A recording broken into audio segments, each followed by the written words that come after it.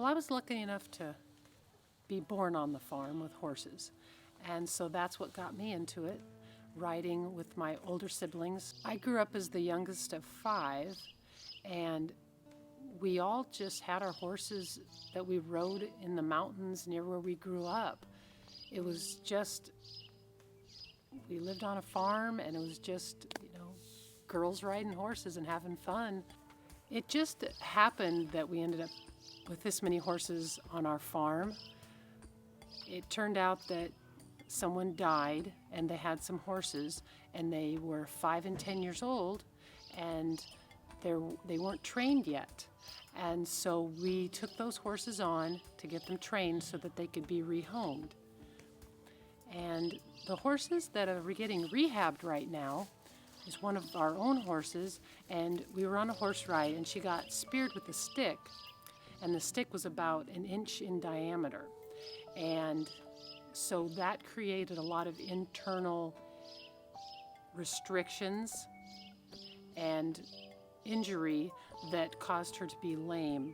When a horse gets injured, it affects a lot of different parts of their body. So they may get injured in the groin area where she did, but it caused other restrictions throughout her body. And so it's a journey to try to determine what kind of things you need to do to bring them back into soundness.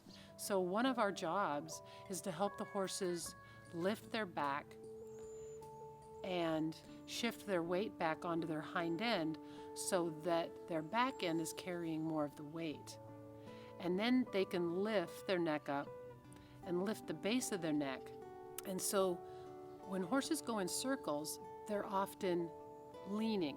And you want to teach the horse to be able to take a corner but stay balanced on both legs. So if you can put gentle pressure on their shoulder or on their neck or even on their cheek, that can help them balance and stand upright more. Going over the poles help them lift their shoulders, which lifts their withers, which lifts their back.